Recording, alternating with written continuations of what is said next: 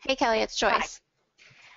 Can you talk a little bit about, so say a club doesn't have $1,000 to sponsor a student, how can they still be involved in youth exchange? Well, that's a great question. Thank you, Joyce. First of all, if you don't have a $1,000 budget line item, but you want to host a student, you can form with other clubs who want to host, but maybe they're having a hard time finding host families. So you can assist a club with that level where the $1,000 comes from another club, but maybe you're trying to find the host family.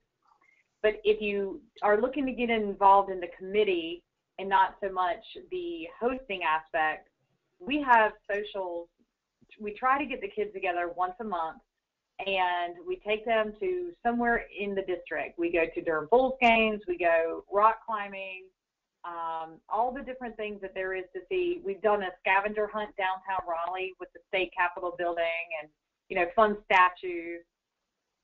So we've done a lot of things, and we always are looking for volunteers to help with the paperwork. As you can imagine, taking a minor out of their home country and into America for 10 months is quite trying sometimes with the student visa process. So we do have a team, and we are always looking for people to come on board, to get trained, and to relieve some of that paperwork from the people who've been doing it for quite a long time. So you can either volunteer at one of our events and just come and get to know the kids, or you can help us on the back end with the paperwork if this is something that you're passionate about. And one more question, Kelly. Um, do you have to be a Rotarian to host a student? That's another question. You would think that I planted you. No, you don't have to be a Rotarian. Like I mentioned before, the two host families that had the boy from France last year before I did, both were not Rotarians. They became Rotarians, but they were not when they hosted. That is not a requirement. There's no requirement if you have to have kids. There's no requirement of age. A lot of people don't want to host because they think they're too young or they're too old. Well, it really doesn't matter. Everything is different, and that's a great thing. But no, they don't have to be Rotarians. They just have to, there is an interview process, and they have to get certified through the Department of State to host, and we have to do background checks and things like that. But we make sure that at least the Rotarian knows the family before we put one of our kids in their homes.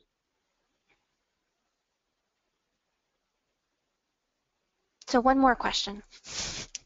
So is the host family responsible, and I actually know all the answers to these questions, but um, is the host family responsible for taking the youth to school and extracurriculars, or do they ride a bus, or how do you decide, do they need to live in the same area of town where they go to school? How does that work? That is another great question. Thank you. So, two different experiences. Max, the boy from France, the first one that we hosted, the host family before me did not live in the same school district. Therefore, he did not have bus access. So every day I would have to pick him up or take him to school and pick him up. He was also a black belt in jiu-jitsu, and we have a Rotarian in Clayton that owns a martial arts gym. So he offered that Max could do jiu-jitsu 2 nights a week, and we took him to that. And that didn't cost anybody anything. That was that guy's gift to the exchange program. But yes, that was just like a normal parent taking the kids all over creation every week. Cammie, the two host families that hosted her and somebody else in town, we both lived in the same school district, so she did have bus access. And she was a lot more social, so she got friends who she very rarely even used the bus. She was riding with friends the whole time. She always had a ride home, and any extra, she was in Interact.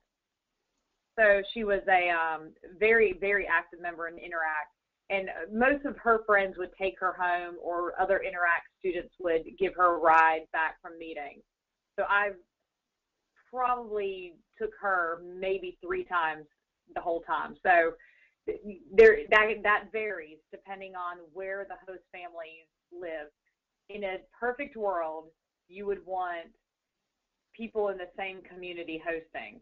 And for instance, with the E-Club, you know, I hear people calling from Burlington and from Chapel Hill. You guys could pull this off or be of assistance if you know people in certain areas who are willing to host. You would just, we would help you combine them. So if you say there's somebody in Chapel Hill who wants to host, I would partner you guys with that Chapel Hill club who already has somebody in that school district.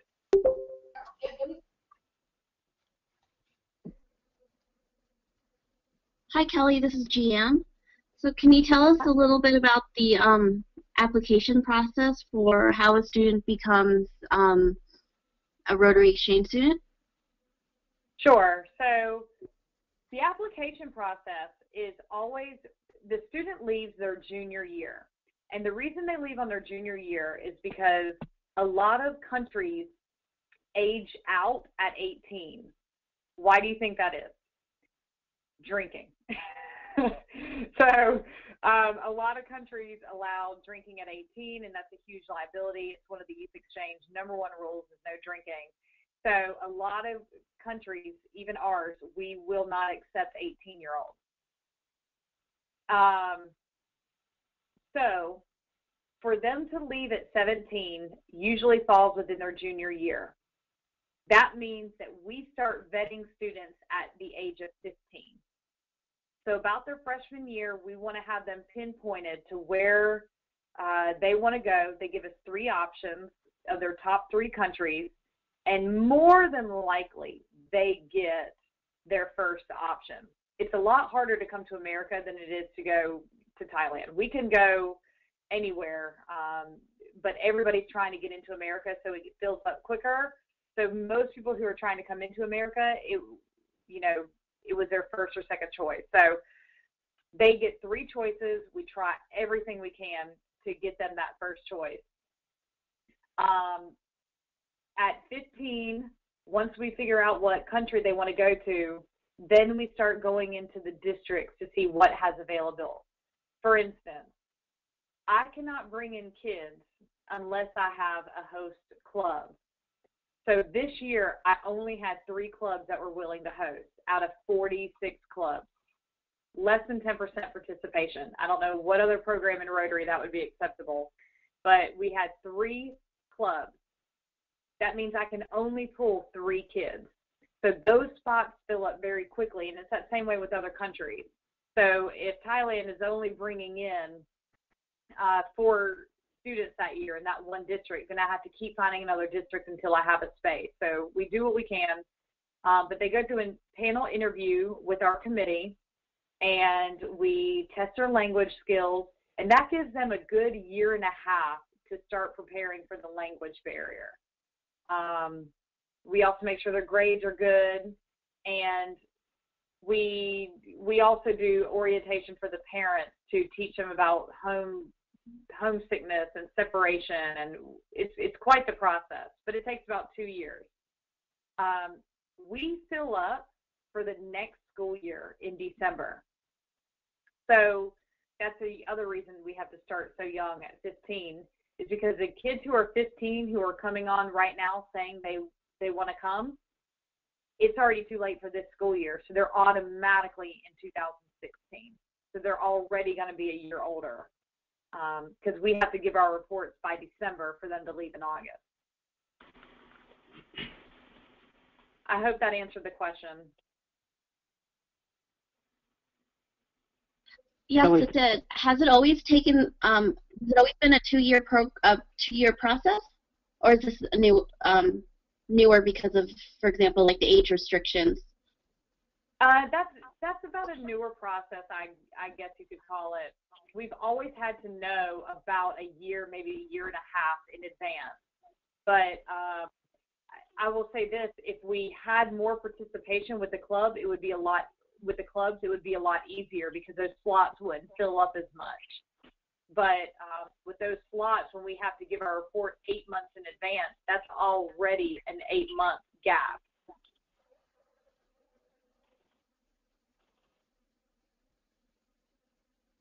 Kelly, this is Rich. Can you hear me? Yes, I can.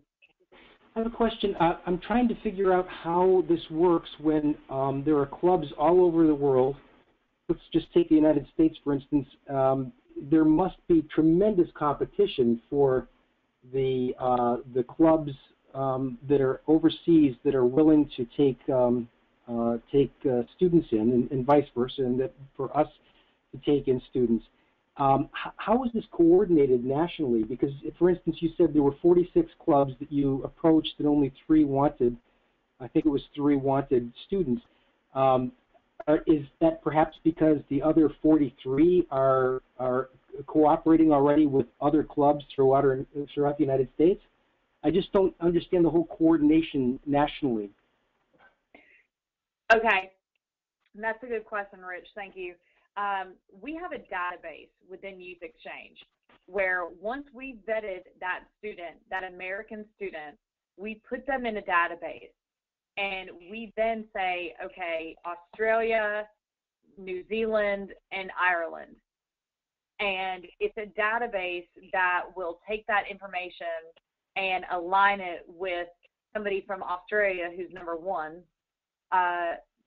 somebody who's looking to come to America. And if those align, then there's algorithms that kind of make that happen, make that match. And it'll come up and say, okay, these 2 people are a match. You both have openings. They both want to switch. Your 2 districts are going to make that switch happen. The other 43 clubs who haven't participated has been, I would say, a lack of awareness. Nothing against, the committees or anything, but it's just been kind of this silent, dormant thing that a lot of people do not speak about with Rotary. And I've made it to about 39 of the clubs now. And next year, I already have 10 clubs committed. So we are growing. We are getting it to where it needs to be. But the database is by far a lifesaver for us because they kind of make those matches for us. Great. Okay. Thank you. That makes sense. Kelly, I have a question. And just let you know. Okay. I was just going to ask, do you know of fundraisers that clubs have done in order to create that $1,500 line item each year? Are there any clubs that do fundraisers on a regular basis so that they can always have a youth exchange member? I would say I do not know of any fundraising to get that $1,500. Most clubs, I know the Durham Club in particular, has hosted every single year. And they are a larger club. I'm sure they have the funds, but I don't know of any offhand of any fundraising. But one way to do the fundraising would be to get Interact behind this because they're always active Interact members and the energy is in the youth, right? So if you get Interact behind this, they could probably do a dodgeball tournament or something to raise that money. And the bare bones is $1,000. We ask for that extra if you're participating in RILA, but the bare bones minimum is $1,000. And like I said, if money is ever an object, I know our first student that my club hosted, they didn't want to put up that $1,000, so they went in with a second club and they both put in $500. So there's ways to do it. I would just, if money was the drawback, we would find a way to do that.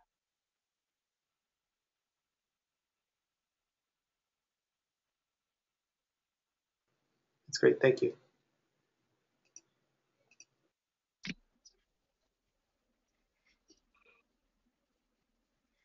And I wanted to talk about that database for 1 second. It is a database called ESSEC, which is the Exchange Student Forum. And we have to get, as chairs, we have to get trained every year by the Department of State to work with these consulates in other countries. So this is a international database, and they're located in Pennsylvania, but they run the entire database for all of us to work out of. And they are a well-oiled machine. They have law enforcement officers on staff so that if we ever have a problem with the kid, we had an American student in Venezuela when Venezuela was uprising last year that we had to quickly remove him, but all the flights were canceled. We just called this organization and they moved mountains to get our American student home early because of what was going on down there. So they are a great resource that we use and rely on for all the in-betweens. There's no way that we could have ever know what all the moving parts are, but it's just a phone call away, and it's great support for all of us on the committee.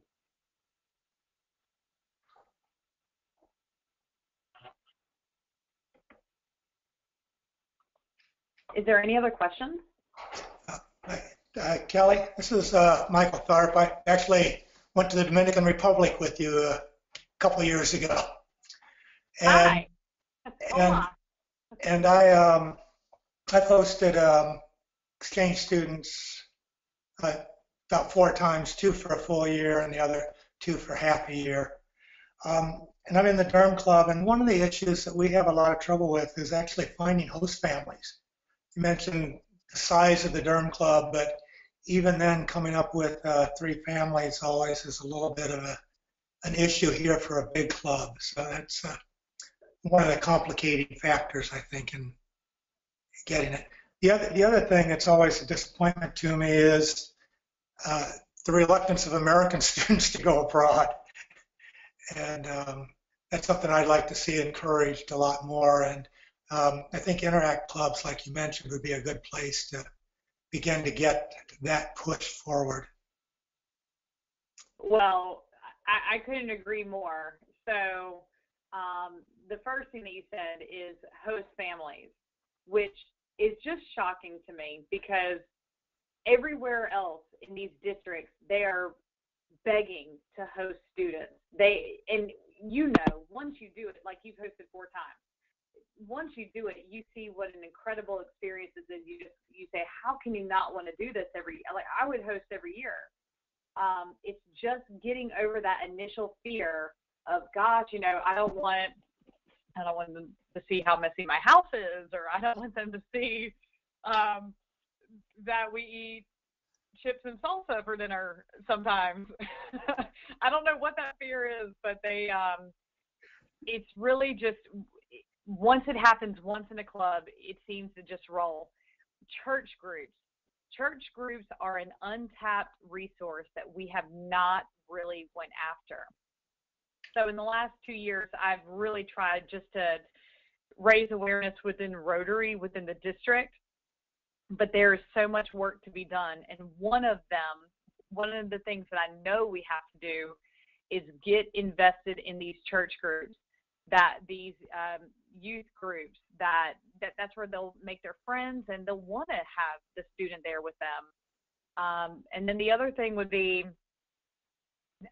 like you said, the Interact, just getting in and getting involved with the school system, talking to counselors about it, and going to those top 10% of the class and saying, have you ever thought about studying abroad for a year? A lot of the times they don't know how to start. They might have met an exchange student in the class, maybe in 10th or 11th grade, or usually by 11th grade they start becoming more aware of the program and wanting, and they're aged out. So if we could find a way to get into middle schools or freshman counselors and really maybe have a day where we can get in and do an orientation. But those are the areas that we know we need to tackle. But we are just trying to, at this point, raise awareness with Rotarians. But a lot of the people who've been hosting, they've been finding their hosts within community leaders in need in the communities and within the churches. Hi, Kelly, Kelly. that's My a name real. is Go ahead. Hi, my name is Rhonda, and Rhonda, a new Rotarian. My daughter went to a local high school here, and she was able to. They have an international exchange through the school itself. It's just a public high school, but the teacher that's been heading it up has been doing it for about 14 years, and I know for a fact if you had a representative or someone here that could connect with her, she would love to hear about this because what we did was my daughter went to Denmark, and it was just 10 days, but they have it every year for 14 years now, and they bring back students from Denmark here. And so it was, we hosted the family that hosted our daughter kind of thing. And so the students that went was about 20, but the students that came from Denmark were about 40. So Right. it was, it Yeah. was large, and they love it. I mean, the kids that know my daughter, my daughter graduated high school this year, but the kids that knew her, they didn't go, and they weren't even in the class with the teacher, but they're now banging on the door, can we do it too, So I think, as you said, also the superintendent of Durham Public Schools, we're working with him on another project uh, that we're collaborating as Rotarians with, and they are looking at actually sending students on another trip, an international trip. It's not an exchange, but I think if you were to sit down with that entity, the superintendent could actually probably entertain some type of relationship. Well, Hey, that would Ron. be great. And Hey, what we would go ahead.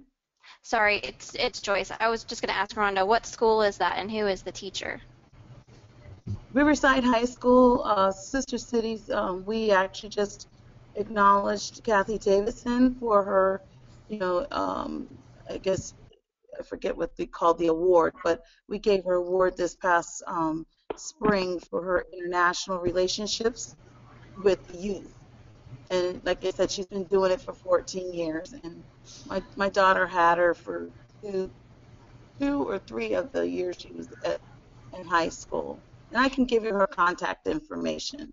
Yeah, But if you'll send me her contact information, we have an Area 7 Youth Committee, and Youth Exchange is one of the things we're working on with that. So if you can send me her information, then we will definitely reach out to her. sure, and there's someone also at Jordan High School.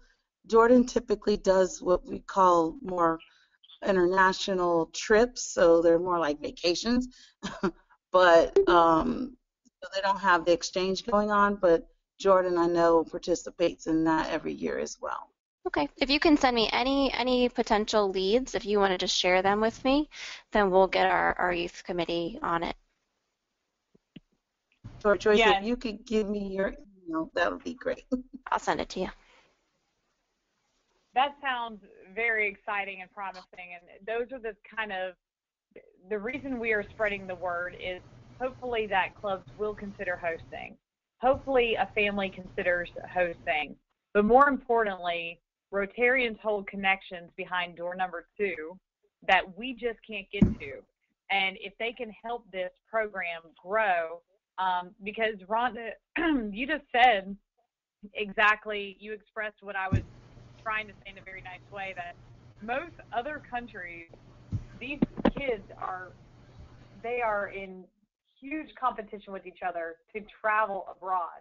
But in America, we are like pulling teeth trying to get them to do it. And I don't know why that is, but it's something that if we just educate the kids and get the program and, they'll learn another language and be so much, I tell you, on a college application, this automatically puts it at the top of the list. But well, I would definitely say you're going in the right direction. connecting with the guidance or advisors in schools, because they're the ones that introduce these type of programs. And if you had that connection, and like I said, I would actually start at the top.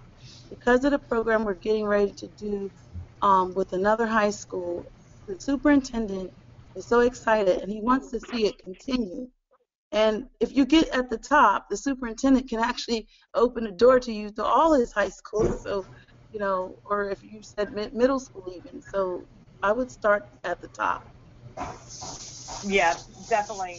Um, we just got back from visiting our exchange student from France. We went over to see him for his high school graduation. And I was speaking to the district chairman there, who they arranged for us to have a dinner. The one club that Max left out of, the one club sent 26 students this year. One club in the district. Because that is the demand to travel abroad in all these other countries. And it's very upsetting to me when I can only accept 3 and I see a database. And they always write right before August. In fact, that's how we got Cami from Argentina. We weren't supposed to have her. And you read their profiles and you go, gosh, can somebody take this kid? They look great, you know. And so I begged my club to take her, and because we were going to have to tell her that she couldn't come. So the more that we can raise awareness, it really does start with the clubs, because without that committed club, then I can't even go to the schools and try to get them a spot. So that right now we are just really trying to focus on the clubs, and any of the people who want to help, you know, go to the school system, talk to them, help spread the word about exchange in any way. What are you saying? Why, if you had 26 students that want to go, only 3 can go? I guess I missed something. 26 students from the French Rotary Club. Kelly, this is Eve. Oh, Okay, sorry. Can you hear me? Yes. Okay. I just want to echo what you were saying, and also just emphasize how important it is for everyone to speak about the exchange to other people. I have a daughter who went to Belgium a few years ago. We hosted an exchange student from Brazil last year, and because I talked about it to my friends, they knew that I knew something about the Rotary Exchange even when I wasn't a Rotarian. So I was able to hook up a girl from, I think she's in Cary. I've actually never met her. It's Jordan Pavana. She went abroad to Germany, and she went for her junior year, and now she's going back to university in Germany. So these things really make a difference. Just talking about it, even if, you know, maybe you meet someone who's not interested, sharing that experience is just profoundly important. And I think we're so shy sometimes about what we do, and sometimes it seems super exotic here, especially I'm from Canada originally, and I heard about Rotary exchanges all the time, but I hardly heard about them at all here ever, and I've been kind of pretty well connected for a while, but we had to go digging, and luckily we knew someone who knew someone. So of course BC actually made a huge impact on Georgia's life going abroad. But anyway, I really want to echo what you're saying. We have to speak up about it. So, well, Eve, thank you for that. And if you could just bottle that into a nice billboard, I'll pay for it to get that down for you. But if you could just put that in about 20 words, that would be amazing for me. But it's so true. It's like I said, we had 8 members that we gained just by speaking about this, and it may not have been the friends. It was the friends' parents in one case, and one of them was the host family, but it was also the friend's house. When my student went to her friend's house, their next door neighbor was a Rotary Youth Exchange student previously. You just never know who you're going to meet. And in our district alone, I want to say there's 17 Rotarians who have went on youth exchange students when they were in high school. So they're out there. The alumni is out there, and the minute that you say, "Oh my gosh, I love exchange," or "My best friend in high school was an exchange," youth exchange is the most recognizable form of Rotary. Most people think we are a youth exchange organization, and that's what we do. They don't know about polio. They don't know about the foundation. They don't know about our water project. They only know us as, "Oh yeah, Rotary, you guys do that youth exchange." That's how the youth sees us, and they are the future of Rotary. So thank you for your input. And Kelly, I have a question about that. Since the blazers are so unique, is that something that each student provides for themselves, or does the Rotary Club help with that? That's actually on the family. That's included in that amount. And that amount varies based on plane tickets and which country, what time of year, that kind of thing. But what she's referring to is every student, whether they go overseas or we welcome an overseas student to America, they all leave with a black blazer. And this is weird for me to do this over the phone because I normally have an exchange student with me to show off their blazer. But they go and they have their country pins. So what we're doing this year for the pins is we're taking North Carolina quarters and we're putting a magnet on them, and that's what they're exchanging. Every time they meet an exchange student, they exchange their country's pins, and they also, any experience, so Disney World, New York, everything is represented, and these blazers are legendary. I love the students, their honesty, when they tell me that they like to wear it in the airport going home because they automatically get upgraded to first class. So these blazers are just they represent something they did or somebody they met. And like I said, that is part of the package that they have to buy when they go overseas. They leave with about 400 pins, and they will give them all away. That one Disney trip that I was telling you about, where all the exchange students come, majority of their pins come from that one trip when they're meeting exchange students that are here in all parts of North America, but they all come to Disney World, and they're from all over the world.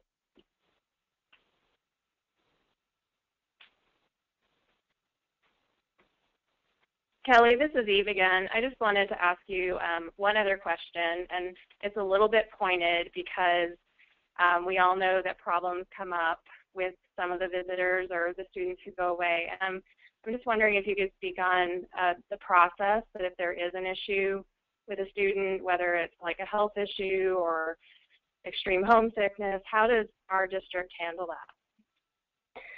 Thank you for that. So let's talk about health. Part of that money that we tell the families that it costs to send a student does cover that same company, Essex, that does the database, also provides health insurance that they can go to any hospital, any urgent care, and be seen, and it doesn't cost anybody anything. That is part of the package. We also have doctors and dentists within this district who are so supportive of this organization that if something were to happen, we've never had to use that insurance because we usually go to an internal Rotarian and they just quickly see it. I had a tooth issue with the girl from Argentina, and it was the night before I was taking her to New York, and her tooth became abscessed. So I Facebooked this Rotarian dentist. He calls in a prescription. We have it in 30 minutes, and she's better in the morning. So it's kind of that. We just have this great support network within the Rotarians in this district. Okay, so health. Let's talk about nothing against girls. Let's talk about teenage boys and getting in trouble. That does happen. My particular student, Max, from France, I got a phone call about 4 months into his exchange that he had a 0 in French class.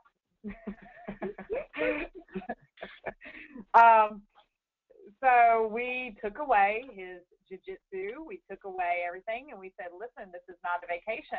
If school comes first. So until you get this grade up in French class, you aren't doing anything. You're grounded. So that does happen.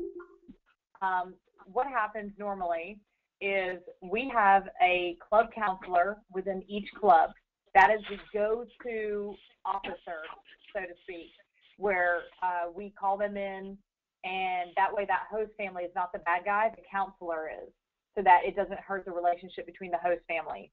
So I called in the counselor, we went to his school, we had to sit down, and we went over expectations, and he ended up turning it around. But boys will push limits. So that's one. We've had a few off cases in the last 15 years, but we've never had a major issue. We did have a major issue with one of our American students overseas this year, where we've had to switch host families because of family issues. But we have Essex, that organization that has these officers, and they're dealing with the host district and the consulate to make sure that the child is safe the whole time. That was health, that was vision, and there was something else. I should have wrote that question down, I'm sorry. There was 3 parts to it. I only remember those 2. So. Okay, so I think that was maybe conflict. Oh, the homesickness. Homesickness is actually more dominant now with technology. The kids used to make one phone call home a month because it was so expensive to call internationally. But now with all these apps that you can talk internationally and text internationally and FaceTime internationally, they're FaceTiming and they're Skyping home every single day, and they're seeing that they missed their favorite meal at the dinner table. They're seeing that their friend's birthday celebration they missed. They're seeing that puppy that they left behind. It actually makes it worse. And so we really try to talk to the kids in orientation about disconnecting from technology.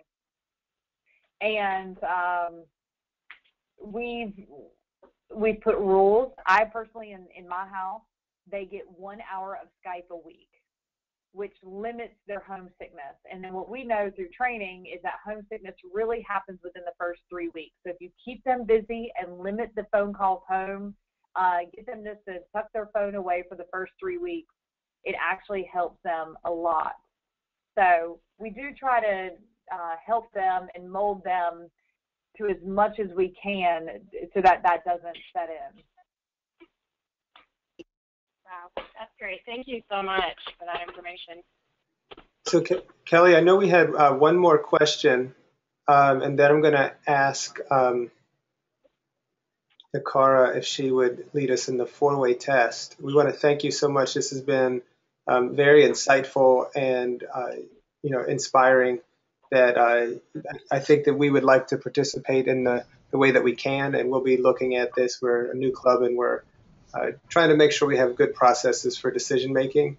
But I feel that we have enough interest based on past experience that you'll be hearing from us, at some point in the future about what our plan is and how we can participate, if not fully, in some sort of way to help expand youth exchange. But we'll have to have that good discussion and get back to you specifically of how we can be involved.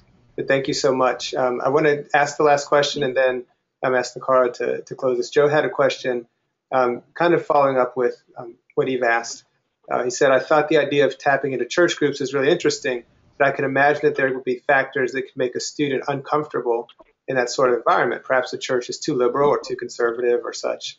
Is there some sort of match process between the students and hosts that could potentially encourage more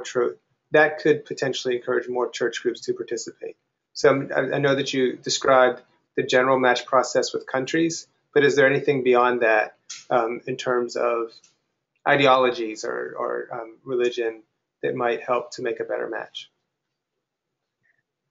Actually, that's one of the best that's one of the best differences to have is religion.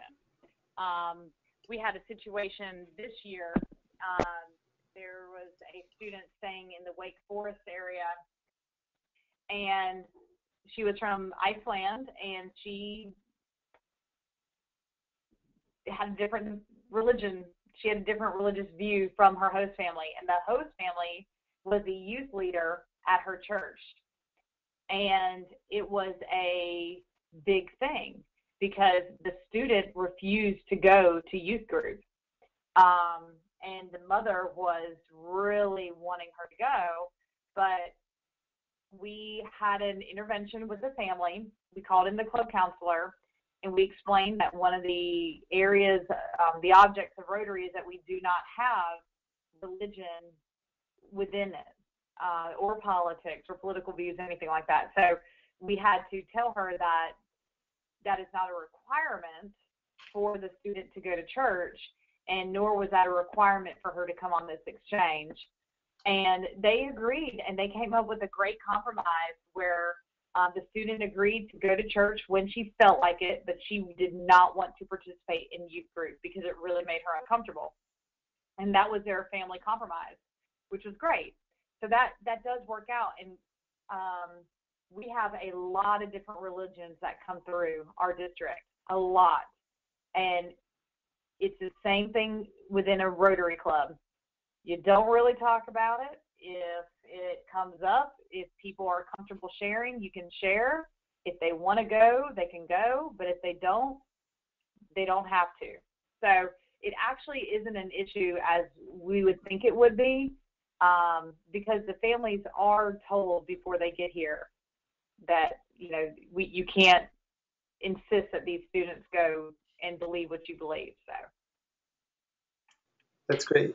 So what we'll do is we're going to just thank you once again, Kelly. A great presentation. We do want to continue a relationship with you and Youth Exchange to do our part to help our district to get up to 46 clubs. We don't know how long it'll take, but maybe all 46 will be involved in the near future with the work that you're doing. It's quite possible.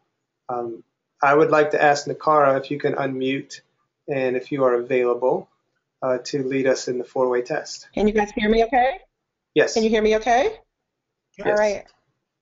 Of the things we think, say, or do, is it the truth? Is it fair to all concerned? Will it build goodwill and better friendships? Will it be beneficial to all concerned?